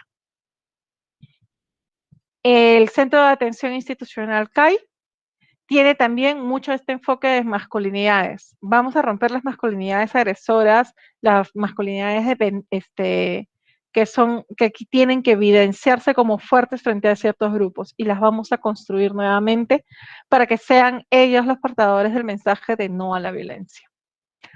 Siguiente, por favor. Los hogares de refugio temporal. Esta sí, ninguno la ha mencionado, ¿ah? ¿Qué hacen los hogares de refugio temporal? Los hogares de refugio temporal son los lugares de acogida temporal que ha creado el Estado a través de las municipalidades, pueden ser provinciales o locales, con apoyo del Ministerio de la Mujer y Poblaciones Vulnerables. ¿Y para qué los han creado? Cuando hay situaciones de emergencia, que en efecto las hay, normalmente los hombres y las mujeres necesitan salir de la situación en la que están. Principalmente las mujeres, porque los hogares de refugio temporal están dirigidos hacia las mujeres, principalmente a las mujeres y a sus hijos e hijas. ¿Qué es lo que tienen que hacer? Tienen que acudir al Centro de Emergencia Mujer y el Centro de Emergencia Mujer, después de evaluar su caso, les dicen si es que pueden recurrir a un hogar de refugio temporal y les buscan una vacante para que entren de manera inmediata. ¿Por qué? Porque si no salen del lugar donde vive el agresor, muy probablemente la violencia no se detenga y pueda terminar en situaciones mayores. En estos lugares van a recibir alimentación, atención multidisciplinaria, se les va a propiciar ciertas acciones de recuperación integral, ayuda psicológica, ayuda legal, capacitación laboral. ¿Qué quiere decir esto? Que te voy a brindar herramientas para que puedas tú desarrollar actividades generadoras de ingresos y que puedas tú de manera directa solventarte a ti misma y a tu grupo familiar. Aquí siempre intervienen a través de los CEMS, o sea, no es que nosotros decidamos, ya, usted se puede ir al hogar de refugio temporal y no. Tiene que el CEN derivarlo al hogar de refugio temporal. Siguiente, por favor. Aquí les estamos poniendo una ruta de derivación alterna, especialmente que va a funcionar para personas refugiadas y migrantes, que en caso que ustedes conozcan de necesidades de atención, pueden llamar de manera gratuita desde cualquier teléfono al 0800 719 29, y si son hechos de violencia, la opción es la opción 3, atención a personas sobrevivientes de violencia basada en género. Y bueno, el horario, aquí lamentablemente todavía no lo hemos corregido, el horario de atención es de lunes a viernes de 9 de la mañana a 3 de la tarde. Siguiente. Vamos a entrar a la parte de nuestras opiniones. Siguiente, por favor. Así que les voy a pedir, por favor, que escriban en el chat. Si una sobreviviente de violencia doméstica decide volver con su pareja bajo el riesgo de ser golpeada otra vez o nuevamente, ¿está aceptando la violencia? Por tanto, no podemos apoyarla. Les pregunto a ustedes, ¿están de acuerdo, en desacuerdo o no lo saben?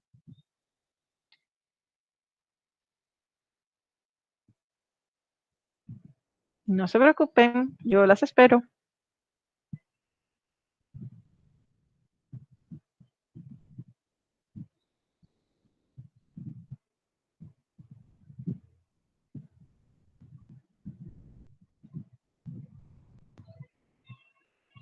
Ok, están en desacuerdo, no están aceptando la violencia, perfecto, pero ¿por qué no están aceptando la violencia? Les pido, chicas,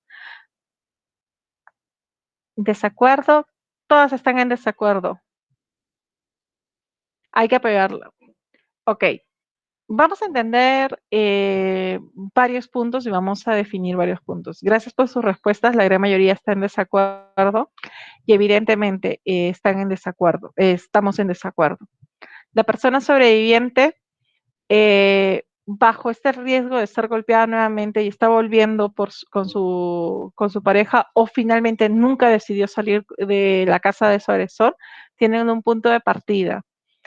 El hecho de que esté aceptando, de que esté pasando por estos hechos de violencia, que sepa que va a seguir teniendo hechos de violencia, puede ser por varias razones. Puede ser por dependencia económica, dependencia emocional, diferentes tipos de dependencias, así como que ha normalizado la violencia.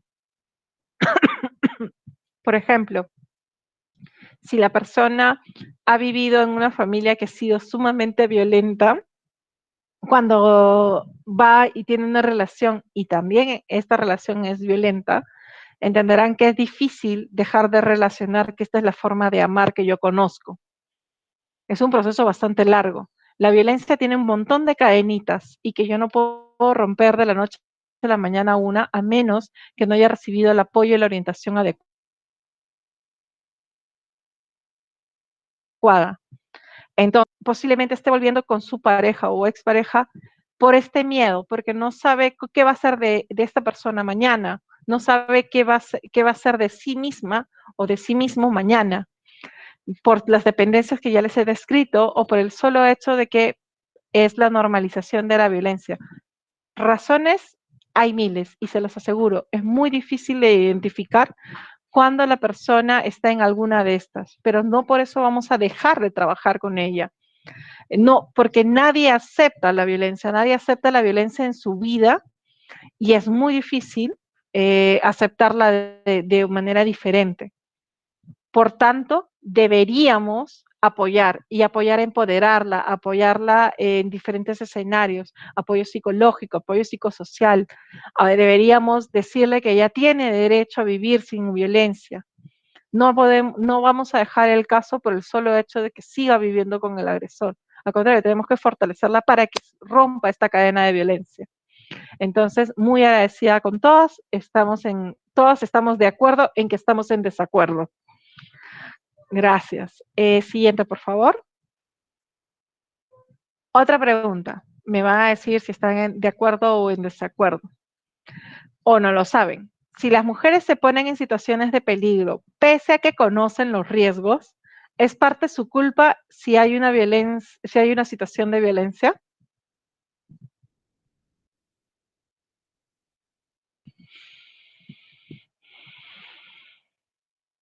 No se preocupen, las esperamos.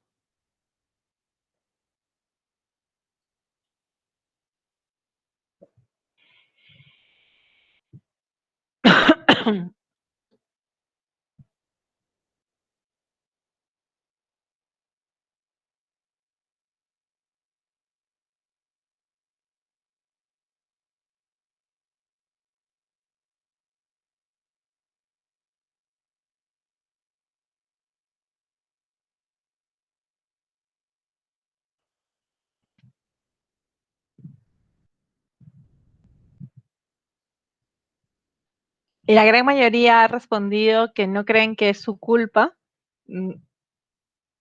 Exactamente. Una de las cosas que lamentablemente tienden a hacer determinadas autoridades, digo determinadas porque no es el determinante de todos, felizmente, es culpabilizar a la persona sobreviviente por los hechos de violencia. ¿Alguna vez habrán escuchado que la policía le dice, ay, ¿qué habrás hecho para que te haga eso tu marido? Es lo peor que le podemos decir a alguien. Estamos responsabilizándole por algo que no es su culpa. Es la peor situación en la que podemos estar.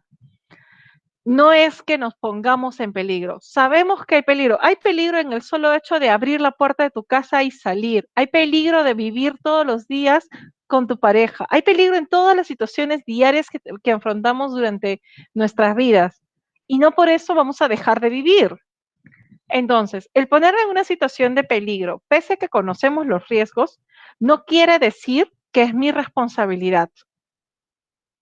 El mismo peligro de salir a la puerta de mi casa y que me caiga una bala perdida es la misma situación de riesgo cuando me desplazo todos los días a mi centro laboral. Nadie sabe qué va a pasar y no por eso me van a responsabilizar de que te cayó la bala porque tú justo estabas en el camino de la bala. No, no es así. No es responsabilidad de nosotros y de nosotras. No es nuestra responsabilidad. Tenemos que tomar en cuenta que la responsabilidad es del agresor. Quien nos violenta es la persona responsable de las situaciones de violencia. Entonces, estamos en desacuerdo. Y definitivamente agradezco cada una de sus respuestas. No es su culpa y no es responsable de las situaciones de violencia que puedan acaecerse en cualquier momento. Acuérdense, el responsable es el agresor o la agresora, más no la persona sobreviviente. Gracias. Siguiente, por favor. Para poder proteger a una sobreviviente, a una persona sobreviviente, debe de siempre denunciar su caso de violencia frente a las autoridades pertinentes. ¿Están de acuerdo? ¿En desacuerdo? ¿No saben?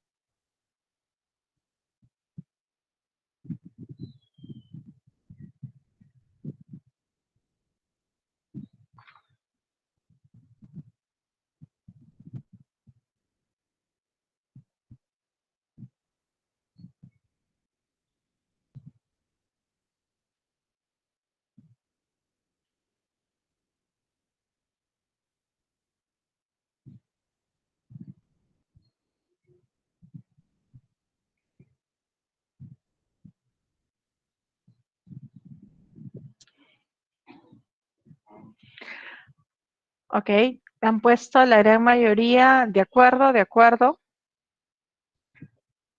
A ver, vamos paso por paso. En efecto, es importante que las personas denuncien, pero como se los expliqué, es importante también que cada persona esté en su proceso de retroalimentación y de sanación personal. Yo no puedo obligar, y creo que la pregunta debió haber sido en ese sentido, ¿puedo yo obligar a alguien a que denuncie, sí o no? Se los pregunto a ustedes.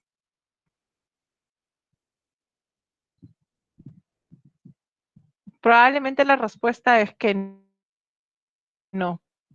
¿Por qué? Porque yo debía haber hecho un proceso de empoderamiento de la persona, de que la persona, bajo su propia autodeterminación, después de haberle dado toda la información, pueda decidir qué hacer. En efecto, muchísimas gracias. Todas coinciden que no puedo obligar a nadie. Entonces, ¿qué es lo que debo hacer por esta persona? Es empoderarla, ¿no es cierto? Debo enseñarle sus derechos de todo lo que tiene disponible. Muy bien, Angélica. Angélica acaba de poner, no puedo, pero puedo informarle. Exactamente, le tengo que informar sobre todo lo que está disponible, si denuncia o no denuncia, para que la persona bajo esto pueda tomar una opinión informada. Perfecto, Betty. En efecto, hay que empoderar a la persona y en caso de que su vida esté en riesgo, sí, esa es otra situación, ahí tenemos que llamar a las autoridades cuando la vida de la persona está en riesgo. Muchísimas gracias, Cristina. Sí, debemos empoderar a la persona para que pueda tomar su decisión y que sea una decisión informada bajo todo lo que le pueden brindar y dejar de brindar de parte de las autoridades. Y la denuncia debe ser voluntaria. Exactamente, Ginny. No la puedo obligar a denunciar, pero debo informarle sobre sus derechos y sobre las opciones y las instituciones del Estado que la pueden apoyar. Así que sean del Estado, de las ONGs, de la sociedad civil o de los diferentes estamentos en los que podamos estar, porque también hay organizaciones internacionales que pueden apoyar. Siguiente, por favor. Normalmente las necesidades de los niños en una situación de violencia doméstica son más importantes que el de las mujeres. ¿Están de acuerdo con eso? ¿No lo saben o están en desacuerdo?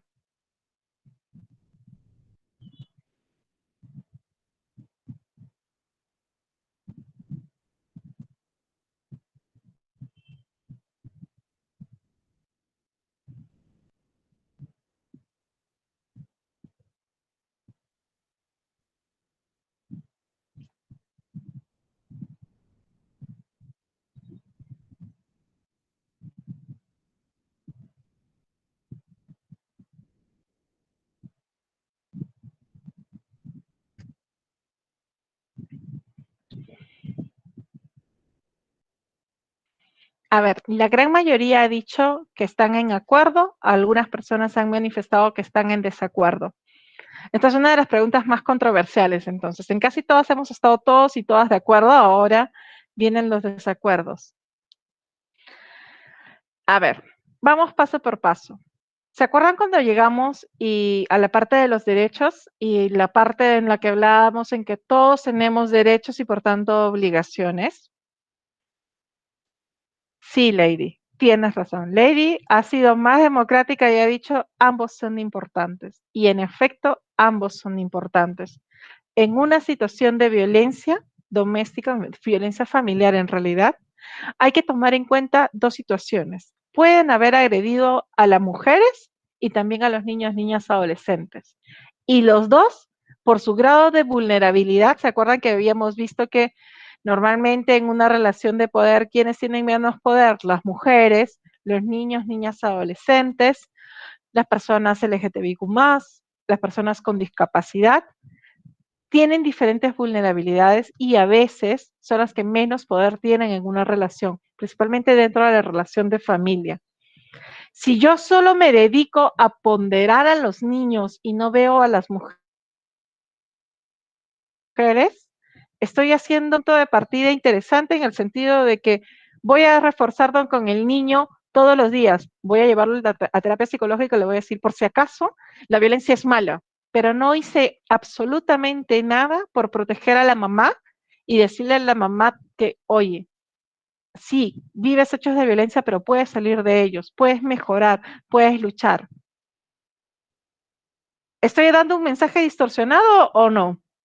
Si a uno le digo la violencia es mala, no debe haber, por si acaso, debes romper los lazos de violencia, pero voy a mi casa y todos los días le pegan a mi mamá, no hice nada del mensaje, llegó. No se fortalecieron a ambos. Cuando hay violencia, se fortalecen a todo el grupo vulnerable. En este caso, como Lady lo acaba de mencionar, tanto niños como mujeres, niños, niñas, adolescentes y mujeres son igual de importantes por los derechos y afecciones. Obviamente, el cómo yo voy a trabajar con ellos es totalmente diferente. El trabajo, acuérdense, tengo que tener transversalmente el enfoque de edad, género y diversidad. ¿Qué dice este enfoque? Dice de que tengo que trabajar de manera diferenciada de acuerdo a su edad, a su madurez, a su diversidad con esta población. Verónica nos pregunta, ¿por qué los LGTBIQ+ son tan vulnerables como los niños o las personas con discapacidad? No, en algunas situaciones, Verónica, no siempre. O sea, lo estoy mencionando en determinadas situaciones. Normalmente cuando estás debes recordar que la violencia se puede dar en tres ámbitos. En el privado, que es dentro de la casa, en la comunidad, que es en tu barrio, con tus comunidades, en tu grupo religiosos, etcétera, y en el otro que es en el tolerado y perpetrado por el Estado. Son tres escenarios totalmente diferentes. ¿Qué pasa? Si dentro de tu casa la población LGTBIQ+ tiene los mismos derechos que cualquier persona de tu entorno, ahí definitivamente no hay vulnerabilidad. Porque cuando yo hablaba de LGTBIQ+, en relaciones desiguales de poder, es cuando son maltratados. Si todos tienen los mismos derechos en el grupo familiar, ahí descarten esa situación de vulnerabilidad porque no existe. Pero si van a la calle, la población LGTBIQ+, principalmente las personas trans, tienen ciertas dificultades de adaptación a determinados entornos porque no todas las personas de la sociedad las aceptan. Por eso se crean los crímenes de odio. ¿Qué quiere decir? Que terminan discriminándote y agrediéndote por el solo hecho de tu orientación e identidad sexual. Entonces, en esas situaciones que estamos hablando dentro de la comunidad, en este espacio comunitario, puede ser que sí seas más vulnerable frente a otros, porque las autoridades pueden agredirte por el solo hecho de ser trans. Estoy solamente hablando de la población trans. O que te pueden agredir solamente por ser ser quien tú eres y expresar libremente el amor que tú puedes tener por otra persona agarrándote de la mano o besándote en público. Y te agreden por esas situaciones. Eso sí te hace vulnerable frente a otros que pueden, por ejemplo, cuando tú ves a un hombre y una mujer en un parque besando, nadie te va a agredir, nadie te va a decir nada. ¿Dónde vienen los problemas? Si es un hombre-hombre, hombre-mujer o una persona trans. Eso sí te hace más vulnerable. ¿Quedó claro, Verónica?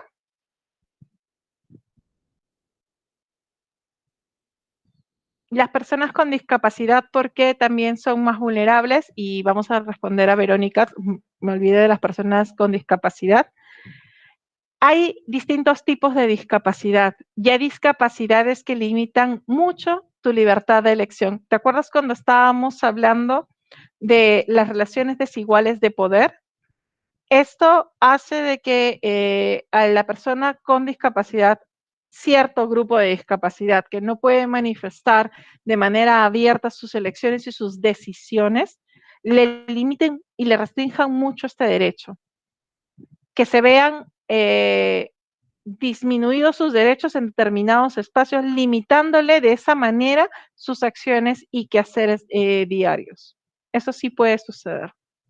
Entonces, esta persona con discapacidad en estos escenarios, entenderás, es muy difícil que pueda desarrollarse en estos espacios y, por tanto, puede resultar más vulnerable frente a otros. No puede ejercer de manera abierta todos sus derechos como sí podría hacerlo otro tipo de persona. Normalmente, las personas con discapacidad, a ver, ¿qué nos ha pasado en la práctica? Si ustedes, cuando yo hablo de igualdad, ¿es lo mismo que equidad? No necesariamente. La igualdad es que todos recibamos el mismo derecho por igual, pero si lo ponemos en una fotografía, significa que el más grande que sí puede ver la valla, pueda ver el partido, que el más pequeñito esté en una banquita pero que no alcance y que otra persona mucho más pequeñita no llegue. ¿Qué quiere decir cuando lanzo la equidad de los derechos? Me voy un poquito más allá.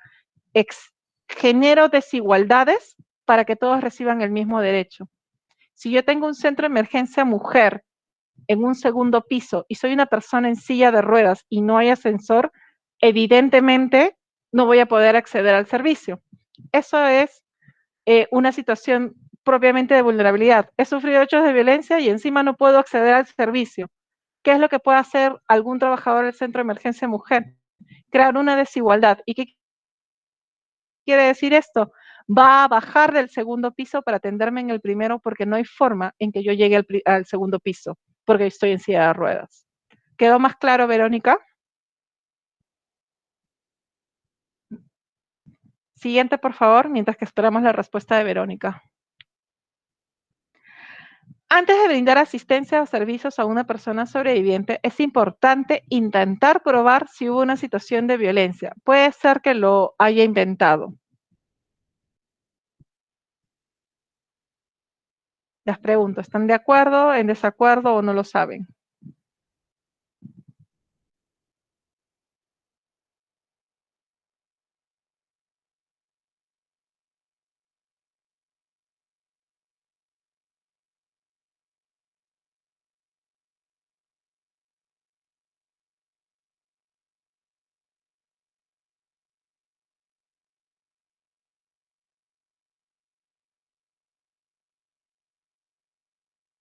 Bueno, hasta ahora estamos todos de acuerdo en que estamos de desacuerdo. ¿Hay alguna otra opinión?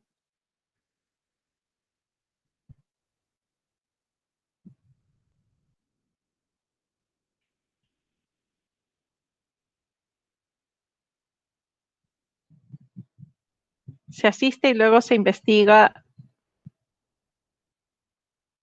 A ver, chicas y chicos, vamos a tener en cuenta una situación. ¿Quiénes son los encargados de investigar los hechos? Normalmente la policía y la fiscalía. Nosotros no. Nosotros vamos a creer lo que nos diga la persona. La persona nos está refiriendo que ha vivido hechos de violencia y nosotros le vamos a brindar asistencia. Vamos a estar ahí, vamos a conversar, le vamos a darle la información correspondiente. ¿Quién ¿quién se va a encargar de la investigación? Son las autoridades. Nosotros no, nosotros vamos a dar la orientación correspondiente. ¿Por qué? Porque esa es nuestra labor, saber que le podemos brindar la información y como lo acaba de mencionar Betty, en algunos casos la evidencia de la violencia es tal que la estamos viendo y sería difícil poder negarlos. Pero y si no hubiese esa evidencia, puede haber violencia psicológica y de nosotros no vamos a ver ninguna marca en el rostro o en el cuerpo, pero está allí. Entonces, no les pido a ustedes que investiguen, les pido a ustedes que vayan un pasito más allá y que le crean a esta persona y que la apoyen brindándole la información, dándole empoderamiento a sus derechos, dándole prioridad a sus derechos, porque con esto estamos haciendo una diferencia. Ya serán las autoridades las que se encarguen de corroborar los hechos y analizar los hechos. Para eso son autoridades. Nosotros vamos a lo que no es nuestro trabajo, brindarles la orientación, brindarles la información correspondiente que van a necesitar para hacer sus actividades correspondientes y puedan tomar una decisión informada, que es básica. Conmigo creo que es la siguiente, ya cerramos, hemos terminado. ¿Tienen alguna pregunta? Siguiente, por favor.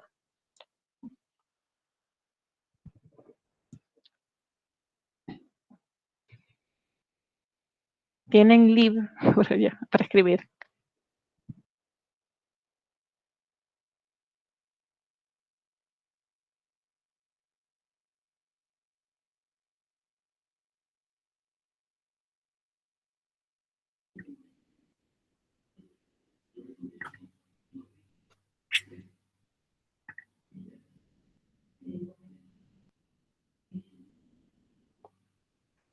Bien, licenciada, parece que no hay preguntas.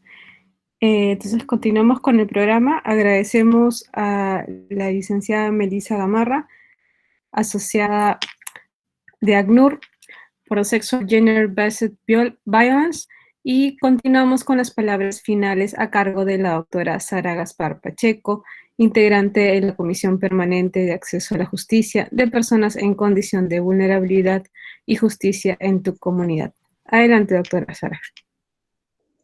Gracias, Claudita. Bueno, también, en primer lugar, agradecer a Mariana Mendiola, oficial asociada de protección de la Agencia ONU de los Refugiados, ACNUR, y también a Melissa Gamarra, nuestra expositoria de hoy, por ayudarnos en el curso virtual Protección Internacional sobre Refugio y Migración para contribuir a fortalecer las capacidades, fortalecer los conocimientos de las orientadoras judiciales. Como bien siempre hemos venido indicando, ellas nos ayudan, contribuyen y nos enseñan día a día respecto a la labor que vienen realizando de contribuir. Nos ha permitido tocar en esta fecha lo referido a la violencia, como ellas también han recibido ya una capacitación, pero no desde el enfoque, no desde la mirada que se nos ha dado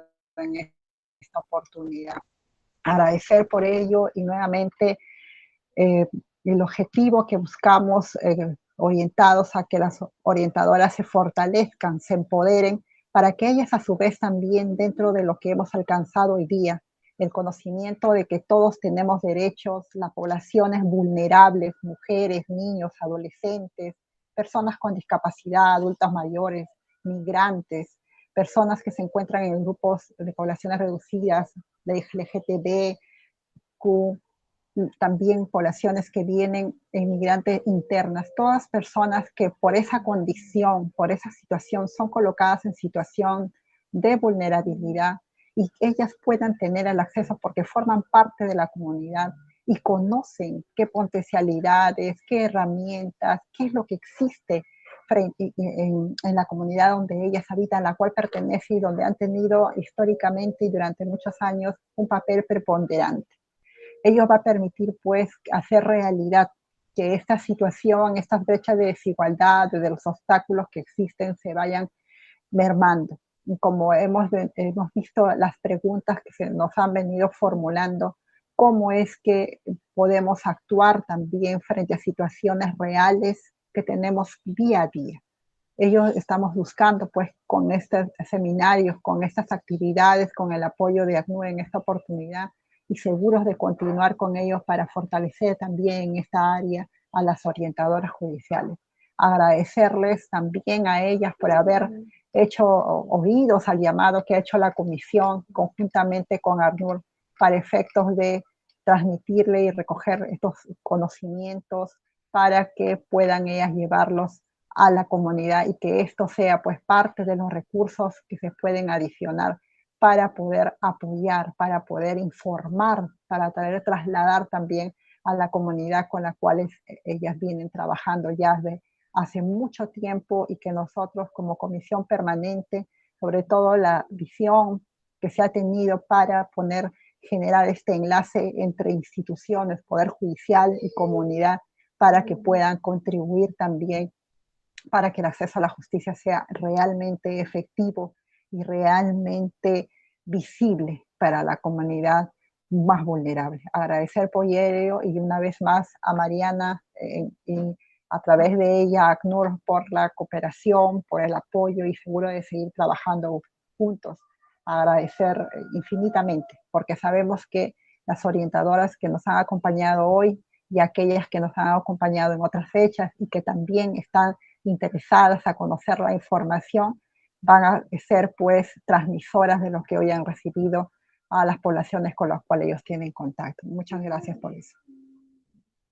Agradecemos a la doctora Sara Gaspar Pacheco por sus palabras finales, y les recordamos a nuestras señoras orientadoras que les estaremos enviando a sus correos una evaluación final para poder acceder al certificado. Ahora sí, como punto final, tenemos las palabras de clausura a cargo de la licenciada Mariana Mendiola Hidalgo, oficial asociada de protección de la Agencia de la ONU para los Refugiados, ACNUR. Adelante, doctora Mendiola. Gracias. Antes, un poco en relación a esta conferencia, agradecerle a Melissa, que nos ha acompañado en esta sesión, ¿no? Nosotros desde el ACNUR somos varias unidades, como ustedes habrán visto, las que venimos trabajando en diferentes áreas de intervención, y nos necesitamos entre nosotros para tener una visión amplia, ¿no? Que pueda llegar a cubrir diversas necesidades de las personas para las que trabaja el ACNUR y por las que trabaja el ACNUR. Entonces, gracias a Melissa, y quería como hacer esa mención en particular. Este curso, este proceso de inducción, creo que parte de tiene base en quizás 4 aspectos importantes que tienen que ver con el trabajo de ustedes como orientadoras legales y como lideresas de la comunidad. Tanto el Poder Judicial como el ACNUR reconocen en ustedes un rol vinculado al salvar vidas, ¿no? El estar en la comunidad, el conocer la situación que vive cada uno y cada una de las personas que viven con nosotros, les da a ustedes una posición en la que pueden salvar vidas. Les da una posición, les da una posición en las que ustedes son la protección comunitaria, ¿no? Les da una posición en la que ustedes tienen un rol primordial en la información, en entregar información, en orientar, en ser la primera voz en algunos casos, o quizás la única que puede hablar en algunos casos, ¿no? Esos son ustedes son la voz de protección. Y también tienen un rol fundamental en la protección o en la prevención, ¿no? En la prevención de la violencia basada en género y en promover una respuesta temprana cuando haya una persona en un contexto de violencia, ¿no? Y reconociendo esos roles fundamentales que ustedes tienen y que nos fueron trasladados de alguna forma por el Poder Judicial, ¿no? Es que nosotros hemos estructurado este curso, brindándoles esas herramientas para que ustedes conozcan el sistema de refugio, conozcan qué alternativas de documentación existen en el Perú que van a salvar vidas, ¿no? el acceder a un carnet digamos, a un carnet de extranjería por ser papá de una persona peruana, o el acceder a un carnet de extranjería por una situación de vulnerabilidad cuando una persona necesita acceder a un servicio de salud de manera urgente, es salvar vidas. Están salvando vidas solamente haciendo saber que hay algunas rutas y algunos mecanismos por los cuales la persona va a poder acceder a un documento o a un sistema de protección que va a responder a las necesidades particulares, ¿no? También luego tuvimos todo un paquete, ¿no?, de herramientas y de conceptos relacionados a la protección comunitaria, para que ustedes, a través de su trabajo, sepan, por ejemplo, o tengan en consideración cómo llevar a cabo procesos participativos. Recuerden siempre tener en cuenta el enfoque de género y diversidad no solamente de forma compartimentada, sino que también pudiendo relacionar todos estos enfoques, ¿no?, para dar más protección. Hablamos de la importancia de las fuentes de información que nosotros sugerimos, del derecho a la información como un derecho humano, y finalmente hoy día hemos tenido pues todo un acompañamiento y una profundización sobre los temas de violencia basada en género con una mirada o una lupa vinculada a las personas en situación de movilidad. Y esperamos que todo este paquete de herramientas y este paquete de conocimientos lo que hagan es fortalecer el valioso trabajo que ustedes ya realizan, ¿no? Y de esa manera, también desde la perspectiva del Poder Judicial y desde la perspectiva de las reglas de Brasilia, ¿no? También estamos ampliando el acceso a la justicia, ¿no? El acceso a ser sujeto de derechos, ¿no? Y espero, bueno, quizás estamos siendo un poco ambiciosos, pero confío y confiamos desde el ACNUR en ese papel fundamental que ustedes cumplen y ustedes realizan. Les agradezco infinitamente el haber manifestado interés en conocer estos temas. Estoy segura que no va a ser el primer curso que tengamos sobre estas materias. Estamos siempre atentas a otros temas que ustedes quisieran profundizar vinculado a la situación de las personas refugiadas y migrantes en el Perú. Y agradecemos, como siempre, a la Comisión Permanente de Acceso a la Justicia y Poblaciones Vulnerables, encabezada por la doctora Janet Tello, pero con profesionales y personas magníficas como la doctora Sara, el doctor Calderón, que nos acompañó en la primera sesión, y obviamente la presidenta del Poder Judicial, que tuvo la deferencia de acompañarnos en la inauguración. Y eso es sumamente valioso y da cuenta del respaldo que desde el ACNUR tenemos para seguir trabajando estos temas de protección de refugiados con ustedes. Yo creo que no hay mucho más que decir. Con esto clausuramos este ciclo este programa de formación a través de un ciclo de conferencias y quedamos siempre a disposición. Muchas gracias. Agradecemos las palabras de clausura de la doctora Mariana Mendiola Hidalgo, oficial asociada de protección de ACNUR. Agradecemos también la presencia de la doctora Sara Gaspar Pacheco, integrante de la Comisión Permanente de Acceso a la Justicia, la presencia también de las autoridades y los expositores que nos acompañaron en esta sala principal, y la participación de las señoras orientadoras que nos acompañaron a través de las salas MIT. Antes de que se retiren y finalizar esta sesión, por favor les pedimos que todos enciendan sus cámaras, incluidas ustedes, señoras orientadoras, para una foto oficial. Por favor, licenciada Melissa, si podría encender su cámara para efectos de la foto.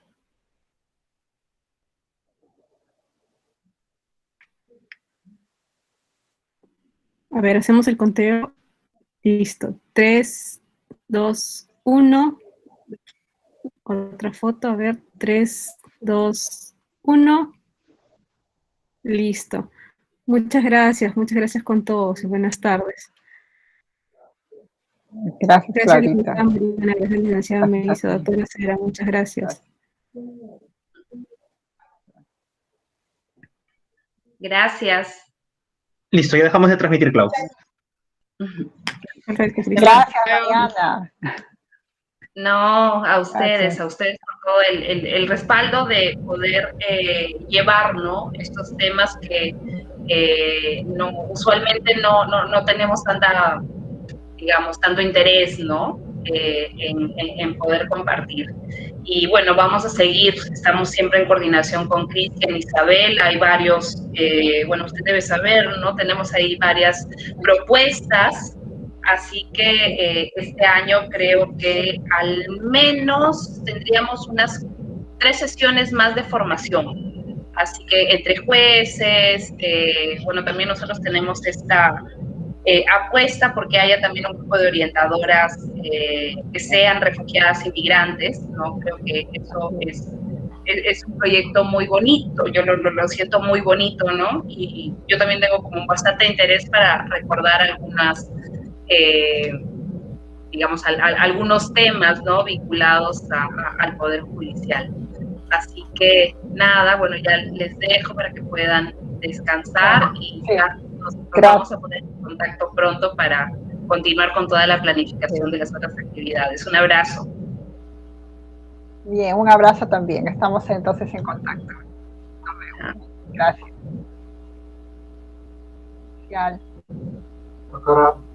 Hasta luego. Hasta luego, doctora Cera. Hasta luego. Chao.